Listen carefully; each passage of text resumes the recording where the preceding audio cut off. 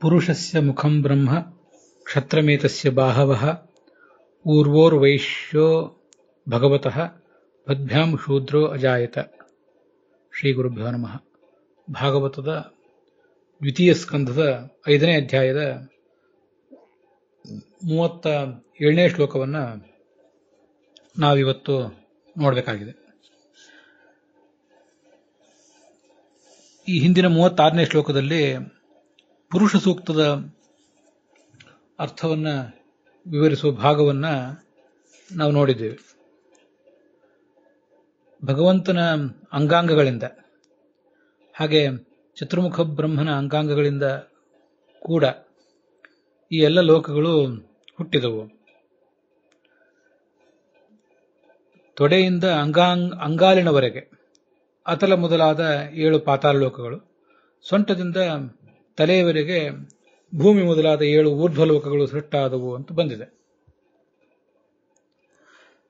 ಅವನ್ನು ಇನ್ನು ಮುಂದಿನ 38ನೇ ಶ್ಲೋಕದಿಂದ ಆರಂಭಿಸಿ ಯಾವ್ಯಾವ ಅಂಗದಿಂದ ಯಾವ್ಯಾವ ಲೋಕ ಹುಟ್ಟಿತು ಅನ್ನೋದನ್ನು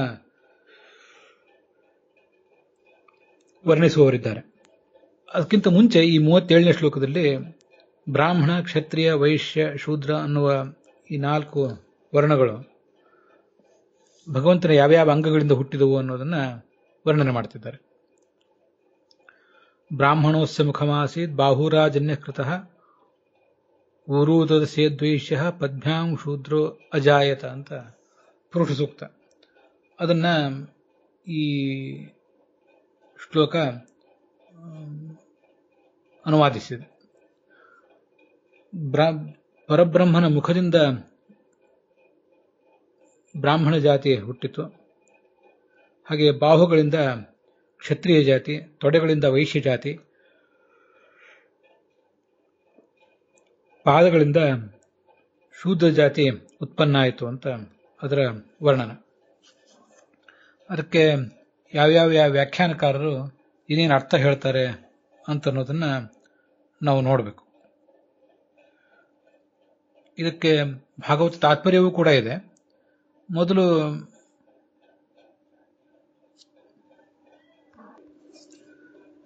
ಇತರ ವ್ಯಾಖ್ಯಾನಕಾರರ ಅಭಿಪ್ರಾಯಗಳನ್ನು ಗಮನಿಸಬೇಕು. ಅದರಲ್ಲೇನು ವಿಶೇಷ ಇಲ್ಲದೆ ಹೋದರೆ ಮುಂದಿನ ವ್ಯಾಖ್ಯಾನಗಳನ್ನು ನೋಡ್ತೇವೆ. ಕಾರ್ಯಕಾರಣಯೋ ಅಭೇದ ವಿವಕ್ಷೆಯ ಉಕ್ತಂ. ಮುಖದಿಂದ ಬ್ರಾಹ್ಮಣ ಜಾತಿ ಹುಟ್ಟಿದೆ, ಅದರಿಂದ ಭಗವಂತನ ಮುಖ ಅನ್ನೋದು ಕಾರಣ, ಬ್ರಾಹ್ಮಣ ಜಾತಿ ಅನ್ನೋದು ಕಾರ್ಯ. ಈ ದೃಷ್ಟಿಕೋನವನ್ನು ಇಟ್ಟುಕೊಂಡು ಪರಬ್ರಹ್ಮನ ಮುಖವೇ ಬ್ರಾಹ್ಮಣ ಜಾತಿ ಅಂತ ಹೀಗೆ ವರ್ಣಿಸಿದ್ದಾರೆ. ಇದು ಶ್ರೀಧರರ ವ್ಯಾಖ್ಯಾನ. ಅದೇ ಮಾತನ್ನು ವೀರರಾಘವರು ಕೂಡ ಹೇಳ್ತಾರೆ. ವಿಜಯಧ್ವಜರ ವ್ಯಾಖ್ಯಾನದಲ್ಲಿ ವಿಶೇಷ ಅಂಶ ಏನು ಕಾಣಿಸೋದಿಲ್ಲ. ಯಾದವಾರ್ಯರ ಅಭಿಪ್ರಾಯವನ್ನು ಗಮನಿಸುವಾಗ ಭಾಗವತ ತಾತ್ಪರ್ಯವನ್ನು ಕೂಡ ನಾವು ನೋಡಬೇಕು. ಬ್ರಾಹ್ಮಣೋ ಮುಖಮಿತ್ಯೇವ ಮುಖಜಾತತ್ವ ಹೇತುತಃ ಮುಖಾಜ್ಜಾತತ್ವ ಹೇತುತಃ ಯಥಾವದತ್ ಶ್ರುತೌ ತದ್ವದ್ ಜೀವೋ ಬ್ರಹ್ಮೇತಿ ವಾಗ್ಭವೇತ್ ಅಂತ ಬ್ರಹ್ಮಪುರಾಣದ ಮಾತನ್ನ ಆಚಾರ್ಯರು ಅಲ್ಲಿ ಉದ್ಧರಿಸಿದ್ದಾರೆ. ಈ ಭಾಗವತ ತಾತ್ಪರ್ಯದ ಶ್ಲೋಕ ಪ್ರಕೃತ ಭಾಗವತದ ಅರ್ಥವನ್ನು ಹೇಗೆ ಮಾಡಬೇಕು ಅನ್ನೋದು ತೋರಿಸ್ತದೆ. ಜೀವನನ್ನೇ ಬ್ರಹ್ಮ ಅಂತ ಹೇಳಿದಾಗ ಅದಕ್ಕೆ ಏನು ಅರ್ಥ ಮಾಡಬೇಕು ಅನ್ನೋದನ್ನು ತೋರಿಸ್ತದೆ. ಬ್ರಾಹ್ಮಣ ಮುಖದಿಂದ ಹುಟ್ಟಿದ್ದಾನೆ ಅಂತ ಯಾಕೆ ಹೇಳಿದ್ದಾರೆ ಅಂದರೆ, ಮುಖವೇ ಬ್ರಾಹ್ಮಣ ಅಂತ ಹೇಳುವುದರ ಉದ್ದೇಶವೇನು ಅಂದರೆ, ಬ್ರಾಹ್ಮಣ ಮುಖದಿಂದ ಹುಟ್ಟಿದ್ದರಿಂದ. ಇದು ಅದರ ತಾತ್ಪರ್ಯ. ಜೀವನೇ ಬ್ರಹ್ಮ, ಸರ್ವಂ ಖಲ್ವಿದಂ ಬ್ರಹ್ಮ, ತತ್ವಮಸಿ ಅಂತ ಹೀಗೆಲ್ಲ ಜೀವನನ್ನೇ ಬ್ರಹ್ಮ ಅಂತ ಹೇಳಿದಾಗ ಆ ಎಲ್ಲ ಪ್ರಕರಣಗಳಲ್ಲಿ ಕೂಡ ಜೀವ ಬ್ರಹ್ಮನಿಂದ ಹುಟ್ಟಿದ್ದಾನೆ ಅಂತ ಅರ್ಥವನ್ನು ಸ್ವೀಕಾರ ಮಾಡಬೇಕು. ಅಂತೂ ಈ ಬ್ರಹ್ಮಪುರಾಣದ ಮಾತಿನಿಂದ ಭಾಗವತದ ಈ ಭಾಗಕ್ಕೆ ಅರ್ಥ ಮಾಡಲಿಕ್ಕೂ ನಮಗೆ ಸುಲಭ ಆಯಿತು. ಅದ್ವೈತ ಪರವಾದ ಕೆಲವು ಮಾತುಗಳಿಗೆ ಅರ್ಥ ಮಾಡಲಿಕ್ಕೂ ಕೂಡ ಅನುಕೂಲ ಆಯಿತು. ಸಪ್ತಸು ಪ್ರಥಮ ಅಂತ ವ್ಯಾಕರಣದ ಸೂತ್ರ, ಮಹಾವ್ಯಾಕರಣದ ಸೂತ್ರ. ಪ್ರಥಮಾ ವಿಭಕ್ತಿಯನ್ನು ಪ್ರಯೋಗ ಮಾಡಿದರೆ ಉಳಿದ 7 ವಿಭಕ್ತಿಗಳ ಅರ್ಥವನ್ನು ಕೂಡ ನಾವಲ್ಲಿ ಸ್ವೀಕಾರ ಮಾಡಬೇಕು ಅಂತ ಅದರ ತಾತ್ಪರ್ಯ ಆಗ್ತದೆ. ಅದರಂತೆ ಇಲ್ಲಿ ಬ್ರಾಹ್ಮಣೋ ಮುಖಂ ಅಂತೇನು, ಮುಖಂ ಅಂತ ಸಪ್ತಮಿ ವಿಭಕ್ತಿ ಇದೆ. ಕ್ಷತ್ರಮೇತಸ್ಯ ಬಾಹವಃ ಎಂಬಲ್ಲಿ ಪ್ರಥಮಾ ವಿಭಕ್ತಿ ಇದೆ. ನಾನು ಬ್ರಾಹ್ಮಣೋಸ್ಯ ಮುಖಂ ಎಂಬಲ್ಲಿ ಮುಖಂ ಅಂತ ಪ್ರಥಮಾ ವಿಭಕ್ತಿ ಇದೆ ಅಂತ ಹೇಳಬೇಕಾಗಿತ್ತು. ಸಪ್ತಮಿ ವಿಭಕ್ತಿ ಇದೆ ಅಂತ ಪ್ರಮಾದದಿಂದ ಹೇಳಿದರೆ ನೀವು ಅದನ್ನು ತಿದ್ದುಕೊಳ್ಬೇಕು. ಮುಖಂ ಎಂಬಲ್ಲಿ ಪ್ರಥಮಾ ವಿಭಕ್ತಿ, ಬಾಹವಃ ಎಂಬಲ್ಲಿ ಪ್ರಥಮಾ ವಿಭಕ್ತಿ ಇದೆ. ಅದಕ್ಕೆಲ್ಲದಕ್ಕೂ ಕೂಡ ದ್ವಿತೀಯ ವಿಭಕ್ತಿ, ಪಂಚಮಿ ವಿಭಕ್ತಿಯ ಅರ್ಥವನ್ನು ಇಟ್ಕೊಳ್ಬೇಕು. ಅದರಿಂದ ಹುಟ್ಟಿದ್ದು ಉರ್ವೋರ್ ವೈಶ್ಯ ಪದ್ಭ್ಯಾಂ. ಅದನ್ನ ತೃತೀಯ ಅಥವಾ ಪಂಚಮಿ ವಿಭಕ್ತಿ, ಅದು ಹೇತು ಅನ್ನೋ ಅರ್ಥದಲ್ಲಿ ಎರಡು ವಿಭಕ್ತಿಗಳು ಬರ್ತವೆ. ಆ ಅರ್ಥವನ್ನು ಇಲ್ಲಿ ಸ್ವೀಕಾರ ಮಾಡಬೇಕು ಅಂತ ತಾತ್ಪರ್ಯ. ಕಾರ್ಯಕಾರಣಗಳು ಅಭಿನ್ನ ಅಂತ ಹೇಳುವ ವ್ಯಾಖ್ಯಾನಗಳನ್ನು ನಾವೀಗ ಗಮನಿಸಿದ್ವಲ್ಲ, ಅದೆಲ್ಲ ಉಪಾದಾನ ಕಾರಣ ಆಗಿದ್ರೆ ಮಣ್ಣನ್ನೇ ಘಟ ಅಂತನೂ, ಘಟವನ್ನೇ ಮಣ್ಣು ಅಂತನೂ ಹೀಗೆಲ್ಲ ಹೇಳ್ತಾರೆ. ಆದರೆ ಭಗವಂತನ ಅಂಗಾಂಗಗಳು ಜಗತ್ತಿಗೆ ಉಪಾದಾನ ಕಾರಣ ಅಲ್ಲ, ಅವು ನಿಮಿತ್ತ ಕಾರಣ. ಆದ್ದರಿಂದ ಕಾರ್ಯಕಾರಣಗಳನ್ನು ಅಭಿನ್ನ ಎಂಬ ದೃಷ್ಟಿಕೋನದಿಂದ ಪುರುಷ ಸೂಕ್ತ ಬ್ರಾಹ್ಮಣೋಸ್ಯ ಮುಖಮಾಸೀತ್ ಅಂತ ಹೇಳುವುದು ಪೂರ್ಣ ರೀತಿಯಿಂದ ಸರಿಯಲ್ಲ. ಕೆಲವು ಕಡೆ ನಿಮಿತ್ತ ಕಾರಣವನ್ನು ಕೂಡ ನಾವು ವರ್ಣನೆ ಮಾಡುವಾಗ ಈ ಅಭೇದವನ್ನೇ ಹೇಳುವುದು ಕಂಡು ಬರ್ತದೆ. ಆದ್ದರಿಂದ ಪೂರ್ಣ ತಪ್ಪು ಕೂಡ ಅಲ್ಲ. ಕಾರ್ಯಕಾರಣಗಳಿಗೆ ಅಭೇದ ಇರುವುದರಿಂದ ಪ್ರಥಮ ವಿಭಕ್ತಿ ಹೇಳಿದ್ದಾರೆ ಅನ್ನುವುದು ಪೂರ್ಣ ರೀತಿಯಿಂದ ಸರಿಯೂ ಅಲ್ಲ, ಹಾಗೆ ಪೂರ್ಣ ತಪ್ಪು ಕೂಡ ಅಲ್ಲ. ನಮ್ಮ ಸಿದ್ಧಾಂತದ ರೀತಿಯ ಭಗವಂತನ ಅಂಗಾಂಗಗಳು ಜಗತ್ತಿಗೆ ನಿಮಿತ್ತ ಕಾರಣ ಅನ್ನುವುದನ್ನು ನಾವು ಗ್ರಹಿಸಿದರೆ ಸಾಕು. ಅದನ್ನು ಯಾದವಾರ್ಯ ವ್ಯಾಖ್ಯಾನದಲ್ಲಿ ಜನಕಸ್ಯ ಮುಖಾದೇಹೆ ಜನ್ಯೇನ ಬ್ರಾಹ್ಮಣಾದಿನ ಅಭೇದ ಪ್ರತೀತಿ ವಾರಣಾಯ. ಅಭೇದ ಇದೆ ಅಂತ ತಿಳ್ಕೋಬಾರ್ದು ಯಾರು ಕೂಡ. ಮುಖಕ್ಕೂ ಬ್ರಾಹ್ಮಣ ಜಾತಿಗೂ ಅಭೇದ ಇಲ್ಲ, ಭೇದವೇ ಇದೆ. ಆದ್ದರಿಂದ ಮುಖದಿಂದ ಬ್ರಾಹ್ಮಣ ಜಾತಿ ಹುಟ್ಟಿತು ಅಂತ ಈಗ ಅದರ ಅರ್ಥ.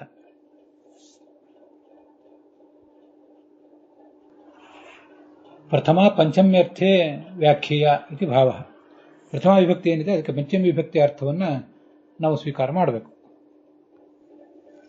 ಇದರ ಮುಂದಿನ ಶ್ಲೋಕದಲ್ಲಿ ಭೂರ್ಲೋಕ ಕಲ್ಪಿತ ಪದ್ಭ್ಯಾಂ ಅಂತ ಏನು ಶ್ಲೋಕ ಇದೆ, ಆ ಶ್ಲೋಕದಿಂದ ಆರಂಭಿಸಿ 41ನೇ ಶ್ಲೋಕದವರೆಗೆ ಪ್ರತಿಯೊಂದು ಅಂಗದಿಂದ ಹೇಗೆ ಜಗತ್ತೆಲ್ಲವೂ ಹುಟ್ಟಿತು ಅಂತ ವರ್ಣನೆ ಮಾಡ್ತಾರೆ. ಇದೆಲ್ಲವೂ ಕೂಡ ಉಪಾಸನೆಗಾಗಿ ಭಗವಂತನ ಅಂಗಾಂಗಗಳಿಂದ ಆಯಾ ಲೋಕಗಳು ಹುಟ್ಟಿದವು ಅಂತ ತೋರಿಸಿ, ಸಪ್ತಲೋಕ ಪಕ್ಷಮಾಹ, ಒಟ್ಟು 7 ಲೋಕಗಳು ಅಂತ ಪರಿಗಣನೆ ಮಾಡಿದಾಗ ಈ 38ನೇ ಶ್ಲೋಕದಿಂದ ಆರಂಭಿಸಿ 41ನೇ ಶ್ಲೋಕದವರೆಗೆ ವಿವರಣೆ. ಮುಂದೆ ಭೂರ್ಲೋಕ ಕಲ್ಪಿತ ಪದ್ಭ್ಯಾಂ ಅನ್ನುವಲ್ಲಿ 3 ಲೋಕಗಳನ್ನು, ಎಲ್ಲ ಲೋಕಗಳನ್ನು 3 ಅಂತ ಪರಿಗಣನೆ ಮಾಡಿದಾಗ ಹೇಗೆ ತಿಳ್ಕೋಬೇಕು ಅನ್ನೋದನ್ನ 42ನೇ ಶ್ಲೋಕದಲ್ಲಿ ಹೇಳ್ತಾರೆ. ಇದು ಜಗತ್ತಿನಲ್ಲಿ ಪ್ರಸಿದ್ಧ ಆಗಿದೆ. ತ್ರೈಲೋಕ್ಯ ಅಂತ ಹೇಳ್ತಾರೆ. 3 ಲೋಕಗಳನ್ನು, ಮೇಲಿನ ಲೋಕಗಳು, ಮಧ್ಯದ ಲೋಕಗಳು, ಕೆಳಲೋಕಗಳು ಅಂತ 3 ಲೋಕಗಳನ್ನು ಪರಿಗಣನೆ ಮಾಡ್ತಾರೆ. ಇನ್ನು ಕೆಲವು ಕಡೆ ಸಪ್ತಲೋಕಗಳು, 7 ಲೋಕಗಳು ಅಂತ ಹೇಳೋದು ನಮಗೆಲ್ಲ ಗೊತ್ತಿದ್ದೇ ಇದೆ. ಅದನ್ನೇ ವಿಸ್ತರಿಸಿ 14 ಲೋಕಗಳು ಅಂತಲೂ ಕೂಡ ಹೇಳೋದಿದೆ. ಅಂತೂ 3 ಅಂತಾಗಲಿ, 7 ಅಂತಾಗಲಿ, 14 ಅಂತಾಗಲಿ, ಇದೆಲ್ಲ ನಾವು ಅದನ್ನು ಹೇಗೆ ಪರಿಗಣನೆ ಮಾಡ್ತೀವಿ, ಹೇಗೆ ನಮ್ಮ ವಿವಕ್ಷೆ ಇದೆ ಅನ್ನೋದನ್ನು ಹೊಂದಿಕೊಂಡಿದೆ. ಅದಕ್ಕಾಗಿ ಈಗ ಮೊದಲು ಒಂದೊಂದು ಅಂಗಗಳಿಂದ ಯಾವ್ಯಾವ ಲೋಕಗಳು ಹುಟ್ಟಿದವು ಅನ್ನೋದನ್ನು ವರ್ಣನೆ ಮಾಡ್ತಾರೆ. ಭೂರ್ಲೋಕ ಕಲ್ಪಿತ ಪದ್ಭ್ಯಾಂ. ಅಂಗಾಲಿನಿಂದ ಸೊಂಟದವರೆಗೆ ಏನು ಭಗವಂತನ ಅವಯವಗಳಿವೆ, ಅದರಿಂದ ಈ ಭೂಲೋಕವು ಹುಟ್ಟಿತು. ಭೂಲೋಕ ಅಂದರೆ ಪಾತಾಳ ಆರಭ್ಯ, ಪಾತಾಳದಿಂದ ಆರಂಭಿಸಿ ಭೂಲೋಕದವರೆಗೆ ಅಂತ ಅದರ ತಾತ್ಪರ್ಯ ತಿಳ್ಕೋಬೇಕು. ಅದನ್ನೇ ಪದ್ಭ್ಯಾಂ ಅಂತೇನು ಶ್ಲೋಕ ಇದೆಯಲ್ಲ, ಆ ಪದ್ಭ್ಯಾಂ ಅನ್ನುವ ಶ್ಲೋಕದಲ್ಲಿರುವಂಥ ಶಬ್ದಕ್ಕೆ ಪದ್ಭ್ಯಾಂ ಅಂದರೆ ಕಟಿ ಪರ್ಯಂತಾಭ್ಯಾಂ ಅಂತ ಅರ್ಥ ಮಾಡ್ತಾರೆ ಶ್ರೀಧರರು. ಅಂಗಾಲಿನಿಂದ ವಸ್ತುತಃ ಪಾದ ಅಂದರೆ ಅಂಗಾಲು, ಆದರೆ ಅಂಗಾಲು ಅಂತ ಮಾತ್ರ ಅಲ್ಲ, ಅಂಗಾಲಿನಿಂದ ಆರಂಭಿಸಿ ಕಟಿ ವರೆಗೆ, ಸೊಂಟದವರೆಗೆ ಏನು ಭಗವಂತನ ಅಂಗಾಂಗಗಳಿವೆ ಅವುಗಳನ್ನು ಇಲ್ಲಿ ಒಂದೊಂದು ಪರಿಗಣನೆ ಮಾಡಿದ್ದಾರೆ. ಅವುಗಳಿಂದ ಈ ಅಂಗಾಂಗಗಳಿಂದ ಭೂಲೋಕ ಹುಟ್ಟಿತು. ಪಾತಾಳದಿಂದ ಆರಂಭಿಸಿ ಭೂಲೋಕದವರೆಗೆ ಎಲ್ಲವೂ ಕೂಡ ಹುಟ್ಟಿತು ಅಂತ ಅದರ ತಾತ್ಪರ್ಯ. ಪಾತಾಳದಿಂದ ಆರಂಭಿಸಿ ಭೂಮಿಯವರೆಗಿನ ಲೋಕಗಳು ಹುಟ್ಟಿದವು. ಇಲ್ಲಿ ಅಂಗಾಲಿನಿಂದ ಆರಂಭಿಸಿ ಸೊಂಟದವರೆಗೆ ದೇಹದ ಅವಯವವನ್ನು ಒಂದೊಂದು ಪರಿಗಣನೆ ಮಾಡಿದರು.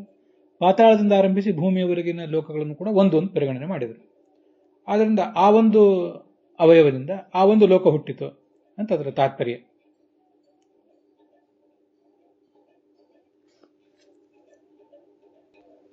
ಹೀಗಿದು ಭೂರ್ಲೋಕ ಅಂತ ಆದ್ಮೇಲೆ ಮುಂದೆ ಭುವರ್ಲೋಕ, ನೆಕ್ಸ್ಟ್ ಮುಂದೆ ಬರುವಂಥದ್ದು ಭುವರ್ಲೋಕ. ಆ ಭುವರ್ಲೋಕ ಹುಟ್ಟಿದ್ದು ಯಾವುದರಿಂದ ಅಂದ್ರೆ ನಾಭಿಯಿಂದ ಹುಟ್ಟಿದೆ. ಕಟಿಯ ನಂತರ ಬರುವುದು, ಸೊಂಟದ ನಂತರ ಬರುವುದೇ ನಾಭಿ, ಅದರಿಂದ ಹುಟ್ಟಿದೆ ಅಂತ ತಾತ್ಪರ್ಯ. ಸ್ವರ್ಲೋಕ, ಹೃದಯದಿಂದ ಸ್ವರ್ಲೋಕ ಹುಟ್ಟಿತು. ಭೂಹು ಭುವಃ ಸ್ವಹ. ಮುಂದೆ ವಕ್ಷಸ್ಥಳದಿಂದ ಮಹರ್ಲೋಕ ಹುಟ್ಟಿದೆ. ಹೃದಯ ಅಂದ್ರೆ ಎದೆ, ಮತ್ತೆ ಆ ಎದೆಯ ಒಂದು ಭಾಗವನ್ನೇ ವಕ್ಷಸ್ಥಳ ಅಂತ ಹೀಗೆ ವರ್ಣನೆ ಮಾಡಿದ್ದಾರೆ. ಅದರಿಂದ ಮಹರ್ಲೋಕ ಹುಟ್ಟಿತು. ಅಲ್ಲಿ ಹೃದಯ ಅಂದ್ರೆ ಯಾವುದು ಮತ್ತೆ ಉರಸ್ ಅಂದ್ರೆ ಯಾವುದು ಅದನ್ನ ವೀರರಾಘವರ ವ್ಯಾಖ್ಯಾನದಲ್ಲಿ ನೋಡ್ತೇವೆ. ನಾಭಿಂ ಆರಭ್ಯ ಆಸ್ತನದ್ವಯಾತ್ ಹೃದಯಂ.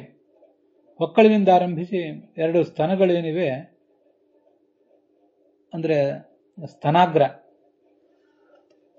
ಎದೆ ತೊಟ್ಟೇನಿದೆ, ಆ ಭಾಗದಿಂದ ಈ ಸ್ವರ್ಲೋಕ ಹುಟ್ಟಿತು. ಇದನ್ನೇ ಹೃದಯ ಅಂತ ಅನ್ನೋದು. ಸೊಂಟದಿಂದ ನಾಭಿಯಿಂದ ಆರಂಭಿಸಿ ಎದೆಯ ತೊಟ್ಟಿನವರೆಗೆ ಭಾಗವನ್ನು ಹೃದಯ ಅಂತ ಹೇಳ್ತಾರೆ. ಆ ತೊಟ್ಟಿನ ಮೇಲ್ಭಾಗದಿಂದ ಭಾಗ ಏನಿದೆ ಅದನ್ನ ಉರಸ್ ಅಂತ ಹೇಳಬೇಕು. ಅದು ಊರ್ಧ್ವ ಭಾಗ ಉರಹ. ಇದು ವೀರರಾಘವರ ವ್ಯಾಖ್ಯಾನ. ಆ ಉರಸ್ಸಿನಿಂದ ಮಹರ್ಲೋಕ ಹುಟ್ಟಿತು ಅಂತ ಅದರ ತಾತ್ಪರ್ಯ. ವೀರರಾಘವರು ಇದನ್ನು 7 ಲೋಕಗಳನ್ನ ಪರಿಗಣನೆಯಲ್ಲಿ ಇಟ್ಕೊಂಡು ಅಂತ ಹೇಳಿದ್ರು. ಇದನ್ನೇ 14 ಲೋಕಗಳನ್ನು ಪರಿಗಣನೆಯಲ್ಲಿ ಇಟ್ಕೊಂಡು ಅಂತ ಹೇಳ್ತಿದ್ದಾರೆ ವೀರರಾಘವರು. ಅದಕ್ಕೆ ಹೇಳಿದೆ 14, 7, 3 ಅನ್ನುವುದೆಲ್ಲವೂ ಕೂಡ ನಮ್ಮ ವಿವಕ್ಷೆ ಅಷ್ಟೆ. ಇಲ್ಲೆಲ್ಲ ಕಡೆ ಕಲ್ಪಿತ ಅಂತ ಶಬ್ದ ಇದೆಯಲ್ಲ, ಕಲ್ಪಿತ ಅಂದ್ರೆ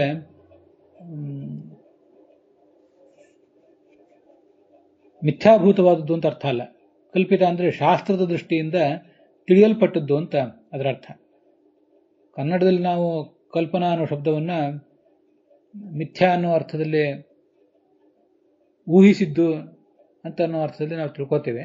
ಆದರೆ ಸಂಸ್ಕೃತದಲ್ಲಿ ಹಾಗಲ್ಲ. ಕಲ್ಪನಾ ಅಂದ್ರೆ ಒಂದು ಕಾನ್ಸೆಪ್ಟ್ ಅಂತ ಇಷ್ಟೇ ಅರ್ಥ. ಕಾನ್ಸೆಪ್ಟ್ ಕೆಲವು ಬಾರಿ ತಪ್ಪು ಇರಬಹುದು, ಕೆಲವು ಬಾರಿ ಸರಿಯೂ ಇರಬಹುದು. ಯಾದವಾರ್ಯರ ದೃಷ್ಟಿಯಲ್ಲಿ ಕೂಡ ಇದು ಚತುರ್ದಶ ಲೋಕಗಳ ಪರಿಗಣನೆ. ಕಲ್ಪಿತ ಅಂದ್ರೆ ಜ್ಞಾತ, ಶಾಸ್ತ್ರದಿಂದ ತಿಳಿಯಲ್ಪಟ್ಟದ್ದು ಅಂತ ಅರ್ಥ. ಎಲ್ಲ ಕಡೆನೂ ಹಾಗೆ ತಿಳ್ಕೊಳ್ಬೇಕು. ಮುಂದೆ 41ನೇ ಶ್ಲೋಕದಲ್ಲಿ ಇತಿ ಲೋಕಮಯ ಪುಮಾನ್ ಅಂತಿದೆಯಲ್ಲ, ಭಗವಂತ ಲೋಕಮಯ ಅಂದ್ರೆ ಈ ಲೋಕದಿಂದ ಅಭಿನ್ನ, ಲೋಕ ಆತನಿಂದ ಅಭಿನ್ನ ಅಂತ ಅರ್ಥ ಅಲ್ಲ. ಲೋಕಮಯ ಅಂದ್ರೆ ಲೋಕ ನಿರ್ಮಾತ ಅಂತ ಅರ್ಥ ಹೇಳ್ತಾರೆ ಯಾದವಾರ್ಯರು. ಲೋಕ ನಿರ್ಮಾತ ಅಂತ ಆದ್ರೂ ಕೂಡ ಲೋಕಮಯ ಅಂತ ಹೇಳುವುದು ಯಾಕೆಂದ್ರೆ ಈ ಎಲ್ಲ ಲೋಕಗಳನ್ನು ಅವನೇ ನಿರ್ಮಿಸಿದ್ದಾನೆ, ಅವನಿಂದ ನಿರ್ಮಿತ ಆದ್ರಿಂದ ಅವನೇ ಇದರಲ್ಲಿ ಪ್ರಧಾನ, ಉಳಿದ ಜಗತ್ತೆಲ್ಲವೂ ಕೂಡ ಅಪ್ರಧಾನ ಅಂತ ಮಯ ಎಂಬ ಶಬ್ದಕ್ಕೆ ನಾವು ಅರ್ಥ ತಿಳ್ಕೊಳ್ಬಹುದು. ಅಸ್ಮಿನ್ ಪಕ್ಷೆ ಅತಲಾದೀನಾಂ ಭೂಲೋಕೇವ ಅಂತರ್ಭಾವ. ನಾವು ಈಗಾಗಲೇ ಹೇಳಿದಂತೆ ಪಾದದಿಂದ ಆರಂಭಿಸಿ ಸೊಂಟದವರೆಗೆ ಒಂದೇ ಅಂಗ ಅಂತ ಪರಿಗಣನೆ ಮಾಡಿದ್ದೇವೆ. ಅದನ್ನು ಪದ್ಭ್ಯಾಮ್ ಅಂತ ಭಾಗವತ ಸಂಗ್ರಹಿಸಿದೆ. ಭೂಲೋಕ ಎಂಬ ಶಬ್ದದಿಂದ ಅತಲಾದಿ ಲೋಕಗಳನ್ನು ಕೂಡ ಭೂ ಎಂಬ ಒಂದೇ ಶಬ್ದದಿಂದಲೇ ಪರಿಗಣನೆ ಮಾಡಿದ್ದಾರೆ ಅಂತ ತಾತ್ಪರ್ಯ. ಮುಂದೆ ಗ್ರೀವಾಯಾಮ್ ಜನಲೋಕಶ್ಚ ತಪೋಲೋಕೋಶ್ಚ ನೇತ್ರಯೋ ಮೂರ್ಧವಿ ಸತ್ಯಲೋಕಸ್ತು ಬ್ರಹ್ಮಲೋಕ ಸನಾತನಃ ಅಂತ 39ನೇ ಶ್ಲೋಕ. ಕಂಠದಿಂದ, ಭಗವಂತನ ಕಂಠದಿಂದ ಜನಲೋಕ ಹುಟ್ಟಿತು, ಮತ್ತೆ ಕಣ್ಗಳಿಂದ ತಪೋಲೋಕ ಹುಟ್ಟಿತು, ತಲೆಗಳಿಂದ ಬ್ರಹ್ಮನ ಲೋಕವಾದಂತಹ ಸನಾತನವಾದ ಸತ್ಯಲೋಕ ಹುಟ್ಟಿತು ಅಂತ ಅದರ ತಾತ್ಪರ್ಯ. ತಪೋಲೋಕೋಸ್ಯ ನೇತ್ರಯೋಹ ಅನ್ನುವ ಪಾಠದ ಬದಲಾಗಿ ತಪೋಲೋಕ ಸ್ತನದ್ವಯಾತ್ ಅಂತ ಪಾಠ ಒಂದೊಂದು ಕಡೆ ಕೇಳಿ ಬರ್ತದೆ.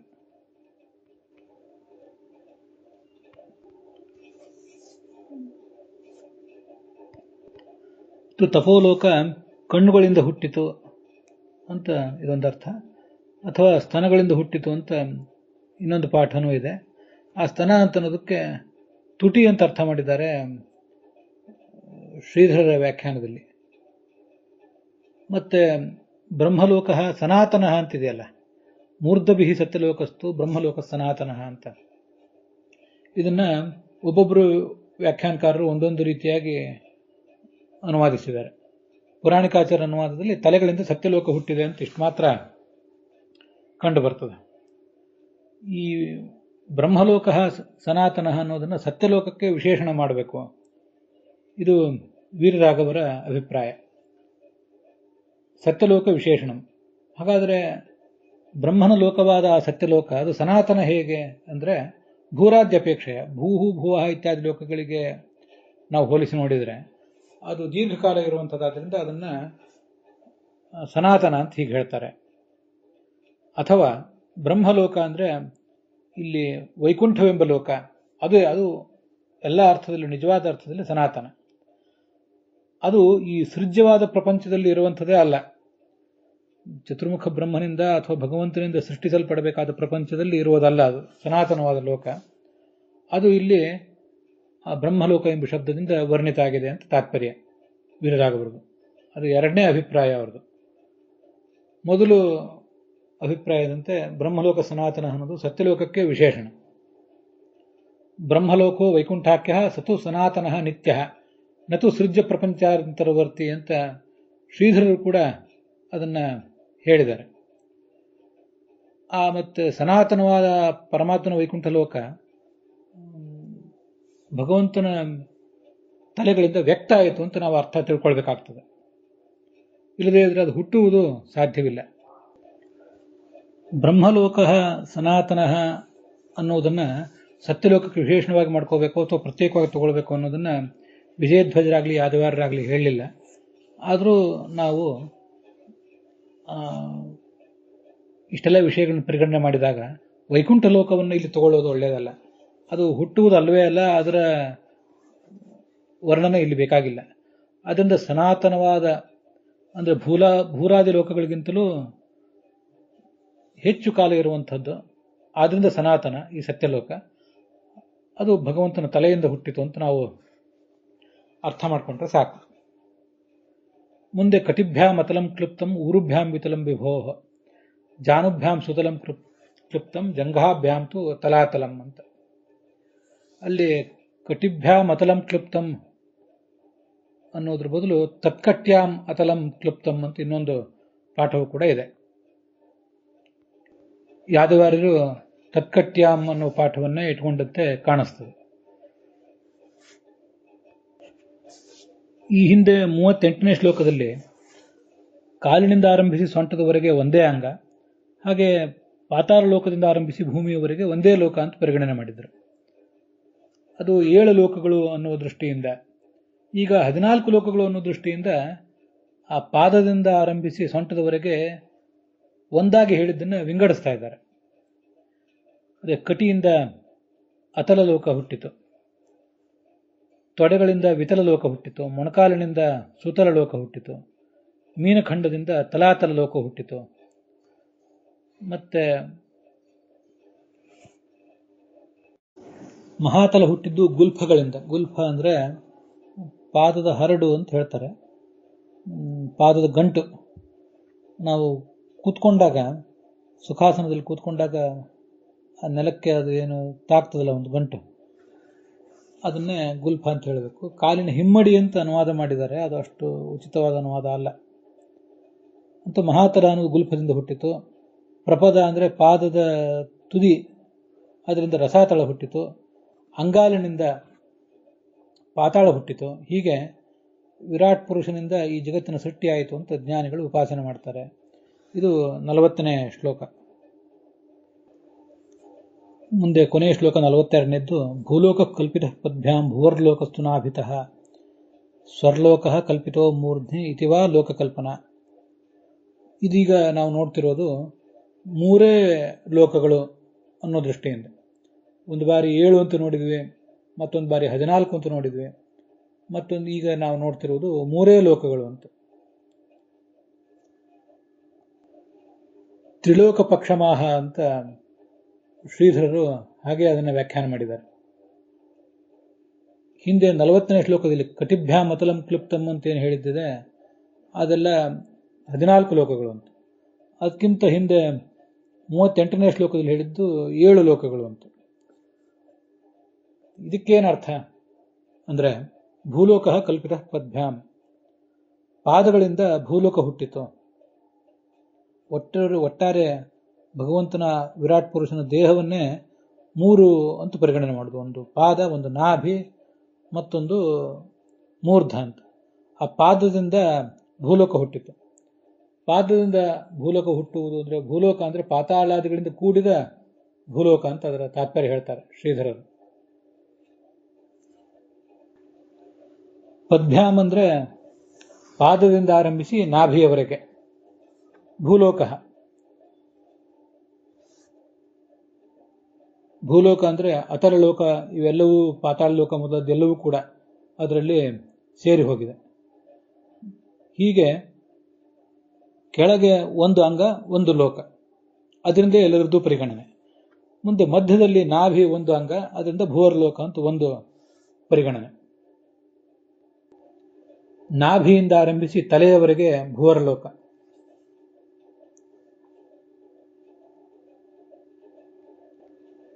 ನಾಭಿಯಿಂದ ತಲೆಯವರೆಗೆ ಒಂದು ಅಂಗ, ಅದರಿಂದ ಭೂವರ್ಲೋಕ ಅಂತ ಒಂದು ಲೋಕ ಹುಟ್ಟುತ್ತದೆ. ಮುಂದೆ ಮೂರ್ಧದಿಂದ ಸ್ವರ್ಲೋಕ. ಇದನ್ನು ವಿಜಯಧ್ವಜರು ಕೂಡ ಇದನ್ನು ಹೀಗೆ ಹೇಳಿದ್ದಾರೆ. ಅತ್ರ ಇದಂ ತಾತ್ಪರ್ಯ ಮುಕ್ತಂ ಭವತಿ. ಚತುರ್ದಶ ಲೋಕ ಪಕ್ಷಸ್ವೇಕ.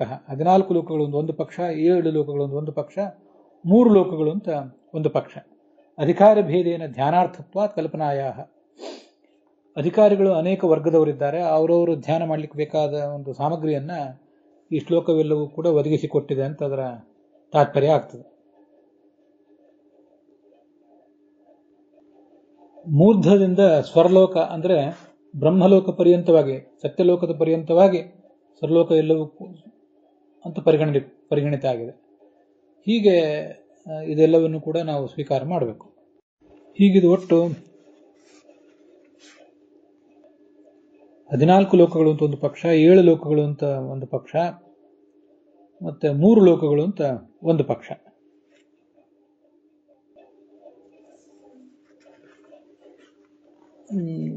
ನೇ ಶ್ಲೋಕದಿಂದ ಪ್ರಾರಂಭಿಸಿದ್ದು 7 ಲೋಕಗಳ ಪಕ್ಷ. ಮುಂದೆ 40ನೇ ಶ್ಲೋಕದಿಂದ ಆರಂಭಿಸಿ ಹೊರಟದ್ದು 14 ಲೋಕಗಳ ಪಕ್ಷ. 42ನೇ ಶ್ಲೋಕದಲ್ಲಿ ಹೇಳಿದ್ದು ಇದು 3 ಲೋಕಗಳ ಪಕ್ಷ. ಇದು ಶ್ರೀಧರರು ಹೇಳಿದಂತೆ ಹೇಳಿದ್ದೇನೆ. ಅದನ್ನೇ ವಿಜಯಧ್ವಜರು 7 ಮೊದಲು 14 ಆಮೇಲೆ ಅಂತಿದ್ದದನ್ನ 14 ಮೊದಲು 7 ಆಮೇಲೆ ಅಂತ ಹೇಳಿದ್ದಾರೆ ಅಷ್ಟೇ. ಆದರೆ ಶ್ರೀಧರರು ಹೇಳಿದ ವಿವರಣೆ ಹೆಚ್ಚು ಚೆನ್ನಾಗಿರುವುದರಿಂದ ಅದನ್ನ ನೆಚ್ಚಿಕೊಂಡಿದ್ದೇನೆ. ಅಲ್ಲಿಗೆ ಈ 2ನೇ ಸ್ಕಂಧದ 5ನೇ ಅಧ್ಯಾಯ ಸಮಾಪ್ತವಾಗಿದೆ. ಹುಸಿಯ ನಾಡಿ ಹೊಟ್ಟೆ ಹೊರೆವ ವಿಷಯದಲ್ಲಿ ರಸಿಕನೆಂದು ಹುಸಿಗೆ ಹಾಕಿದಿರೋ ಇನ್ನು ಹೃಷಿಕೇಶನೆ, ಈಶನಿನ್ನ ಚರಣ ಭಜನೆ ಆಸೆಯಿಂದ ಮಾಡುವೆ, ದೋಷರಾಶಿ ನಾಶ ಮಾಡು ಶ್ರೀಶಕೇಶವ. ಶ್ರೀಕೃಷ್ಣಾರ್ಪಣ ಮಸ್ತು.